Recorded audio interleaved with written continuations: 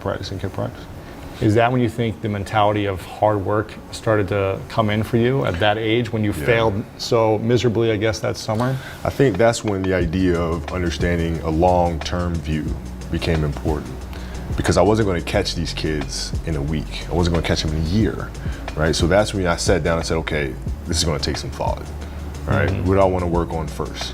All right, shooting. All right, let's knock this out. Let's focus on this. Half a year, 6 months, do nothing but shoot. All right, after that, all right, creating your own shot. And you focus. So I started creating a menu of things. When I came back the next summer, I was a little bit better, right? And a menu being like, I've got my jump shot from 15, I've got my I got my jump shot from 15, I got my three-point shot, like just open shots, not miss open shots, right? Be able to shoot it with speed, because those kids are so much more athletic. And then the next summer I came back, it was a little better. And the summer came back, next summer it was a little better. I scored. It wasn't much, but I scored. And this is 12, 13. 12, 13. And then 14 came around, back half of 13, 14 years old, and then I was just killing everyone. And it happened in 2 years. And I wasn't expecting it to happen in 2 years, but it did, because what I had to do was work on the basics and the fundamentals, while they relied on their athleticism and their natural ability. And because I stick to the fundamentals, it just caught up to them. I'll tell you what that Alex internalized, which was that I didn't need to deserve success, but I could still have it if I did the things that created success. And so it felt like a cheat code where I was like, I can actually be a shitty person and horrible and suck at everything, but if I still work out and I still eat this way, I can still look this way, even though I don't deserve it. And that was like the first, it actually felt like, I was like, for anybody who hates themselves, you can hear me, that was like my first big shade, my first solace, my first foothold that I started getting on success, was that I didn't need to deserve it. I could still have it anyways. And that was like very empowering for me. You accept outcomes and you accept circumstances. You accept the fact that you were dealt whatever hand you were dealt. You accept that you're 5'8". You accept that you're black. You accept that you're a woman. That's acceptance. You trying to rebel against that is you trying to fight the universe, and the universe is going to win every time. But in terms of you framing acceptance as saying that I am comfortable with who I am and I cannot be better and I must be satisfied with that, is the biggest embodiment of failure that I can imagine. Is that it's almost egotistical to say that there's a difference between saying I am good enough and I am good. So you could say I am good enough for my current state based on the work that I've put into it, but I could be better. And so like, you can accept that the work that you have done has created the outcome that you've created, but you do not need to accept that the outcome that you've created is the end all be all and the last outcome that you need to have. And so for me, like, the only version of acceptance that I have is that I accept that the version of myself that I want to be is so far from who I am, that I have this massive discrepancy that I have to overcome.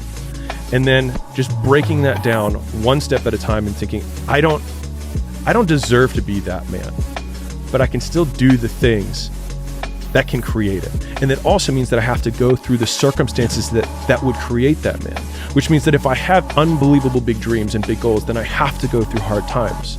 It's like hate.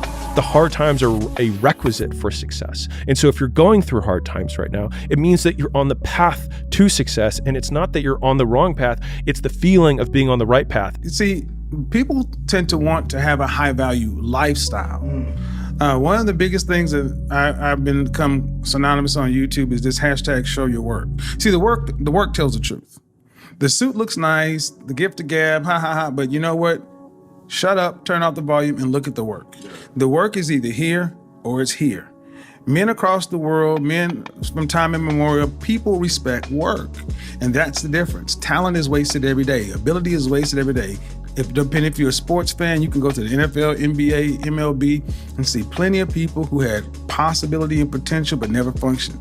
But the people who actually put in the work. Now, and I love that. I love how you do it. Right. Because you're honest. You're like, if you want these results, you have to put in this work. If you want this output, it requires this input. So you're hearing all these guys complaining, well, I want to have this woman. I want to have this respect. I want to have this kind of power and prestige. And you're like, well, if you want those things, you yourself as a man must have these things. But a lot of people feel as though they should get the benefits without any of the work.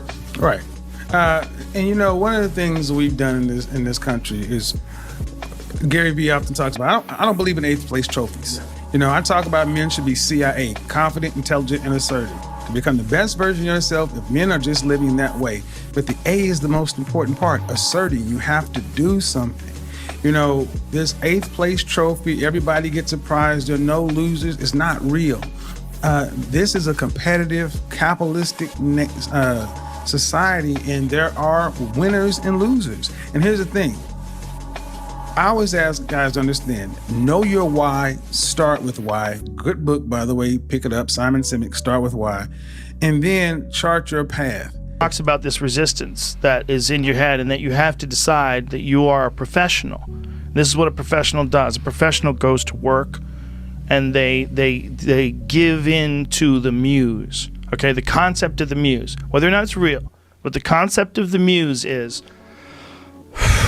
you settle in and receive creativity almost like as a divine gift from this magical entity, the muse. Now, whether or not it's real is not important. What's important is if you treat it as if it's real, it does work.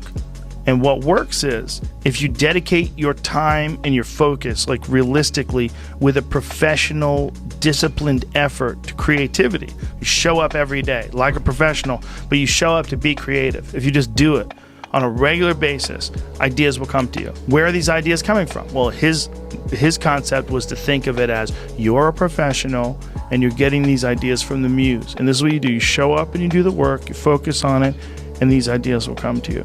Access your creativity like you can blink? No, you don't. You do not access your activity like you can lick something or perform any sort of physical function that's repeatable? No, you don't. It's a non-repeatable thing. Treat it like it's magic. But treat it like you're a professional and you show up to engage with the magic. So every day, at the same time, you sit down in front of your keyboard and you start working. And just put in the work, and force yourself to do it. Force it like a muscle, like the same muscle that you develop when you go running every day. And then you get to the point where like 7 days in, you start fucking feeling good running. Right. So you start to feel like you're good at it. You start feeling like you're getting better. Yeah. Because you're putting in the time.